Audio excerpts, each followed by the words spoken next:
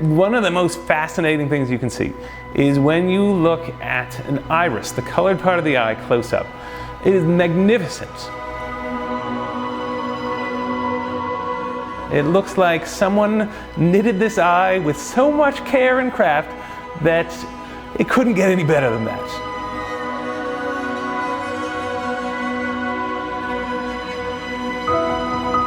I was widowed, and I was a single parent and got burned out on psychiatric social work, and kind of went with what I had always wanted, I think, in my heart originally, which was medicine.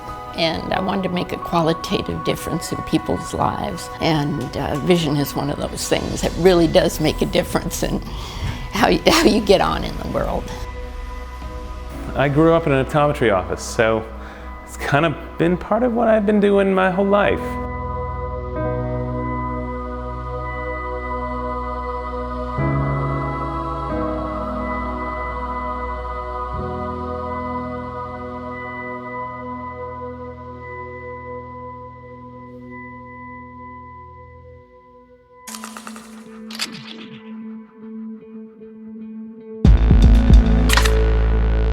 I come from a very arts-based family. I sat and I looked at my eyes in the mirror and I made it into our sign. Emily and I met when we were in college. I was in optometry school my first year, and we hit it off right away. But one thing I noticed is she was wearing a really ugly pair of glasses that she had had since she was in middle school. But I still loved her anyway. Just the way he would speak about learning about the eye and the exciting things that he got to see. He's just always had this spark about the eye, and that was clear even back then when I first met him.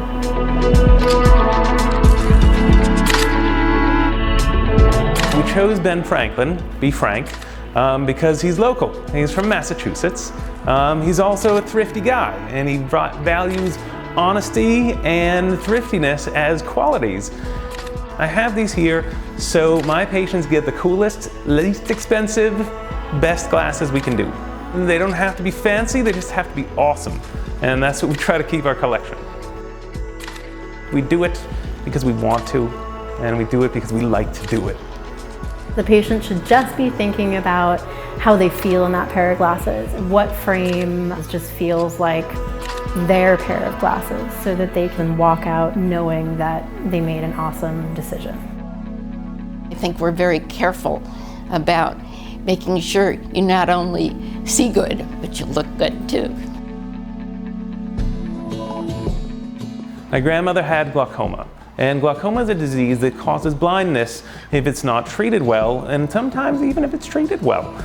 And so seeing her go through these changes in her life was really impactful on me, and it's something that drove me to increase quality of care to a point that everyone is treated as well as my grandmother was treated.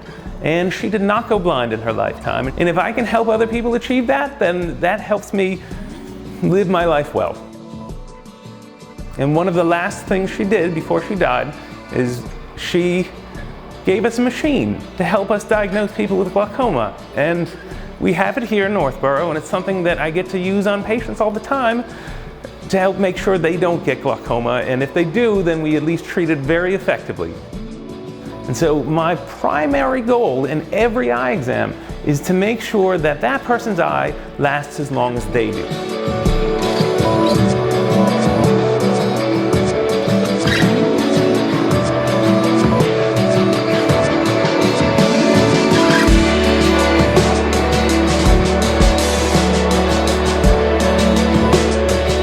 I care about looking that patient in the eye, I care about connecting with them on a personal level, and I care about solving the problems they came in with.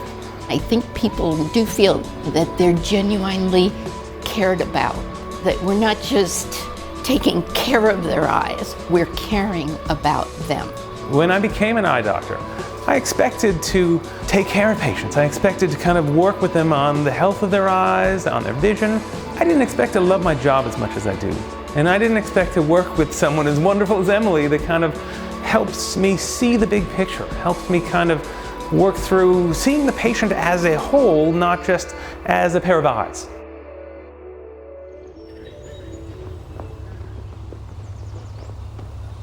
you know, we shouldn't be in this life just for what we get out of it, but what you leave behind. And so I think, you know, taking care of other people and having a good family, that's like the best legacy.